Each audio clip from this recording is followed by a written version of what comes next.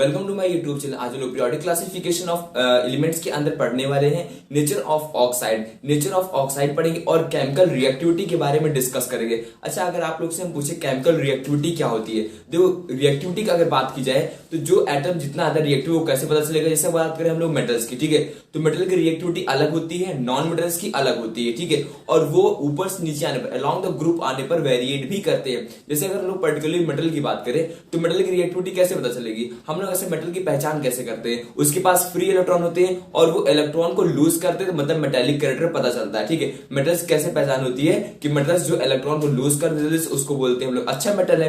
तो रिएक्टिविटी भी उसी तरह से डिफाइन करते हैं हम लोग मेटल्स के लिए। जो मेटल जितना जल्दी से इलेक्ट्रॉन लूज कर देगा उसकी रिएक्टिविटी उतनी ही ज्यादा होगी। और नॉन मेटल की बात करें तो नॉन मेटल जितना जल्दी से इलेक्ट्रॉन वो गेन कर लेगा उतनी ही ज्यादा उसकी रिएक्टिविटी होगी। हम लोग बेसिकली आज बात करते हैं पहले केमिकल रिएक्टिविटी। तो दोनों के अलग अलग पॉइंट ऑफ व्यू रहेगा। मेटल्स के लिए हमने क्या बोला, अभी मेटल्स के लिए क्या याद रखना, जो जितनी जल्दी से इलेक्ट्रॉन को बाहर की तरफ लूज कर दे, ठीक है, इलेक्ट्रॉन लूज करके अपने आप को जितना जल्दी से वो स्टेबल कर लेगा उसकी केमिकल रिएक्टिविटी उतनी ही ज्यादा होगी। अगर हम बोले आप लोग से नॉन मेटल, क्योंकि यही दो पॉइंट ऑफ व्यू होते हैं जिससे हम लोग डिस्कस करते हैं, जो जितना जल्दी से इलेक्ट्रॉन गेन करेगा, क्योंकि नॉन मेटल्स के पास इलेक्ट्रॉन की कमी होती है, इनको इलेक्ट्रॉन चाहिए होता है, ठीक है, तो जितना जल्दी से इलेक्ट्रॉन गेन करके अपने आप को स्टेबल बना लेगा उतना अच्छा ये क्या होगा, नॉन मेटल कहलाएगा, ठीक है। अब यहाँ पर अगर हम आप लोग से कुछ एग्जांपल्स पूछे उसके बारे में डिस्कस करेंगे। जैसे मान लो हेलोजन फैमिली की बात कर लेते हैं, ठीक है, हम लोग यहाँ पर ले लेते हैं फ्लोरीन का एग्जांपल। देखो फ्लोरीन क्या होता है, इसकी इलेक्ट्रोनेगेटिविटी बहुत ही ज्यादा होती है।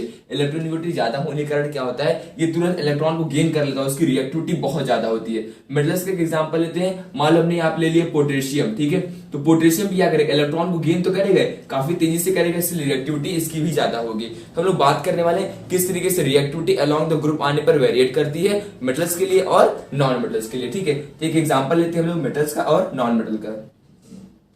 मेटल का एग्जांपल पहले ले लेते हैं। मेटल हम लेने वाले हैं एल्कलाइन मेटल्स, ठीक है। एल्कलाइन मेटल्स कौन कौन से हो गए उसके बारे में पहले बात कर लेते हैं और देखते हैं क्या होगा।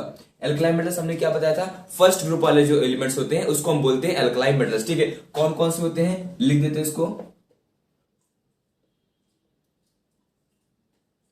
लिथियम हो गया, सोडियम हो गया, पोटेशियम हो गया, रुबिडियम हो गया और सीजियम हो गया, ठीक है। अब यहां पर एक नॉन मेटल्स का भी टेबल बना देते हैं, ठीक है, हेलोजन फैमिली का। हेलोजन फैमिली ग्रुप 17 हम लोग क्या बोलते हैं, हेलोजन फैमिली। कौन कौन सा हो गया, फ्लोरीन, क्लोरीन, ब्रोमीन और आयोडीन, यही लेते हैं हम लोग, ठीक है। अब यहाँ पर जरा हम बात कर लेते हैं मेटल्स। हमने क्या बताया, जो जितना जल्दी से इलेक्ट्रॉन लूज कर दे और स्टेबल बना ले अपने आप को, उसकी रिएक्टिविटी जो होगी उतनी ही ज्यादा होगी, ठीक है।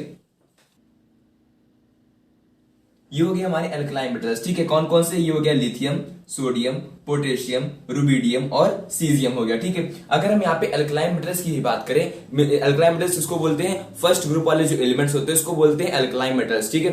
अब यहाँ पर हम लोग मेटल्स की ही बात करने वाले हैं, तो जरा ध्यान दो, ऊपर से नीचे आने पर हमने क्या बताया था, साइज का ऑर्डर। जैसे जैसे हम लोग ऊपर से नीचे आते हैं तो जो हमारा एटॉमिक साइज है वो बढ़ जाता है। साइज क्यों बढ़ता है इसके बारे में बहुत डिस्कस नहीं करेंगे क्योंकि हम डिस्कस कर चुके हैं, क्योंकि नंबर ऑफ सेल जो होता है वो इंक्रीज कर जाता है। अच्छा, सेल बढ़ने से रिएक्टिविटी क्यों बढ़ जाएगी, हम यहाँ पे ये भी कहते हैं कि जो केमिकल रिएक्टिविटी ऊपर से नीचे आने पर बढ़ जाती है, ठीक है, और सबसे ज्यादा हमारे सीजियम के लिए हो जाता है। अच्छा, ऐसा क्यों हो रहा है, जरा ध्यान देते हैं। यहाँ पर यहाँ न्यूक्लियस होता है हमारा, ठीक है, यहाँ पर जो कि पॉजिटिवली चार्ज हो क्योंकि उसके पास प्रोटॉन होता है, ठीक है। आउटमोस्ट हमारी ऑर्बिट्स बन गए हैं, इसको हम बोलते हैं सेल्स, ये नंबर ऑफ सेल्स बन गई है। देखो जैसे सेल हमारा बढ़ता जाएगा, इलेक्ट्रॉन का और न्यूक्लियस के बीच की जो दूरी होगी, ये डिस्टेंस बढ़ जाएगा। जब इलेक्ट्रॉन और न्यूक्लियस के बीच का डिस्टेंस बढ़ जाएगा तो बीच में जो अट्रैक्टिव फोर्स वो कम हो गया, ज्यादा होगा, वो तो कम हो जाएगा ना। जब अट्रैक्टिव फोर्स इलेक्ट्रॉन और न्यूक्लियस का कम हो जाएगा तो आसानी से इलेक्ट्रॉन फ्री हो सकता है। और मेटल को चाहिए क्या, मेटल को तो यही चाहिए ना, इलेक्ट्रॉन को फ्री करके अपने आप को स्टेबल कर ले। आई थिंक आप लोग को समझ में आ गया होगा कि जितना ज्यादा साइज होगा उतनी ही ज्यादा केमिकल रिएक्टिविटी होगी, ठीक है।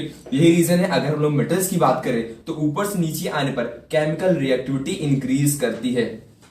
जस्ट इसी का रिवर्स, ठीक है, इसी का रिवर्स नॉन मेटल होता है। क्यों, क्योंकि नॉन मेटल इलेक्ट्रॉन गेन करना चाहते हैं और होते कौन कौन से हैं, फ्लोरीन हो गया, क्लोरीन हो गया, ब्रोमीन हो गया और आयोडीन, बेसिकली हेलोजन फैमिली को हम लोग बोलते हैं। अब यहां पर देखो क्या होगा, फ्लोरीन, क्लोरीन, ब्रोमीन, आयोडीन में सबसे ज्यादा रिएक्टिव कौन सा होगा, फ्लोरीन होगा और सबसे कम होगा आयोडीन। इसका रीजन भी देखो, क्योंकि फ्लोरीन की इलेक्ट्रोनिगेटिविटी ज्यादा होती है। क्या होती है?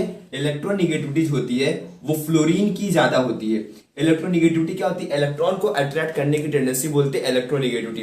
किसकी ज्यादा होती है? फ्लोरीन की सबसे ज्यादा होती है। तो ऑर्डर क्या हो जाएगा? ऊपर से नीचे आने पर जो हमारी इलेक्ट्रोनिगेटिविटी है वो क्या होती है? वो डिक्रीज करती है। वो क्या होती है?